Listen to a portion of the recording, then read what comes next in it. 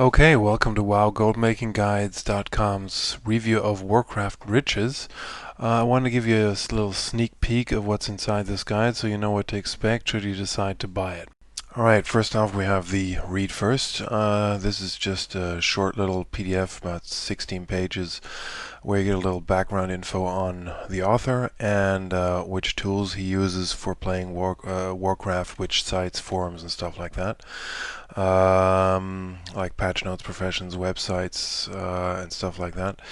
And you get an intro to the rest of the guide and what it's about, how it's structured, and where you can find what. And you get an intro to the author's take on the WoW economy, how it works, and further down you get an overview of how the content is divided up into the different PDF files. Next up is the beginner guide, which is exactly that, a guide for absolute beginners of World of Warcraft. So if you're playing Warcraft for the first time, this is where you should start your reading. This guide contains basic info you need to know, so you know what to do in World of Warcraft, where you start out, how you can make your first gold, and introduces you to some basic concepts too, like the concept of bags where you carry your stuff around in. And you get to know what a mule character is. It's basically a character that carries stuff. And other tips on the do's and don'ts you should know before you seriously start playing the game. Next up, the auction house guide. First off, you get an introduction, what the auction house is and what it's for and what you can use it for, and basically how it works. That is followed by some of the basic and essential tools you will want to install to maximize the power of the auction house. And after the introduction to some basic strategies and guidelines, Derek goes on to tell you all you need to know about buying and selling. As you definitely already know, for making a profit you need to buy low and sell high. And this is what this chapter is about, and of course some great tips and tricks to win auctions easily.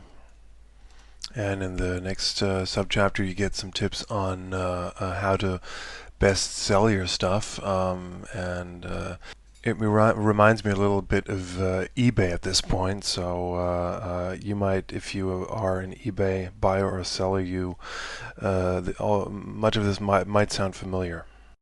Another important concept is that you do not need gold to start using the auction house. You can just grind your character to a certain level, and by that time you should have enough silver to start buying and selling at the auction house. So that should get you started right from the gate, and that's what this chapter is about. And you actually get a web link to a site where Derek shows you exactly how he farms gold on servers he's never played on before, so that should be quite interesting. So if you take making gold seriously, and that's probably why you're going to buy this guide, the auction house is a place where you're going to spend a lot of time, and this 37-page guide will be a great companion to that. The next guide is the general strategy and grinding guide, and it's the largest one of the guides with 51 pages.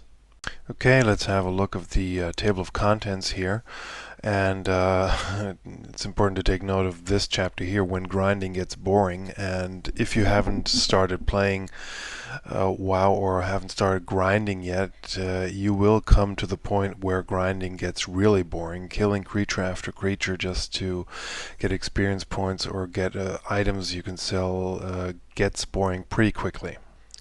So that chapter tells you what you can do about that. The other chapters here, as you can see, go into different concepts and strategies for grinding, such as treasure hunting and stealth groups, solo instances. Well, basically you can see what it's about here. The hunting for treasure strategy is all about finding treasure chests, and you get this link here, mapwow.com. This site uses Google Maps to map out the territory of World of Warcraft, and you can use those maps to find treasure chests that apparently have better drop rates and drop better items than some of the mobs. I'm not going to go into every subchapter of this guide, but let's take a look at one of the chapters. It's about making money from vanity items. Vanity items are items that have no real purpose but to look good. Especially players that have been playing the game for some time and that already have most of the items they will ever need, go on the lookout for items that they can use to cater to their vanity. And if you can find or grind for some of these items, you will get pretty good prices at the auction house for these items. And that is what this chapter is all about. Another viable strategy is for making money is selling whole sets of items. As you can see here, if you sell complete sets of items, you will most likely get a higher price than if you sold these items separately.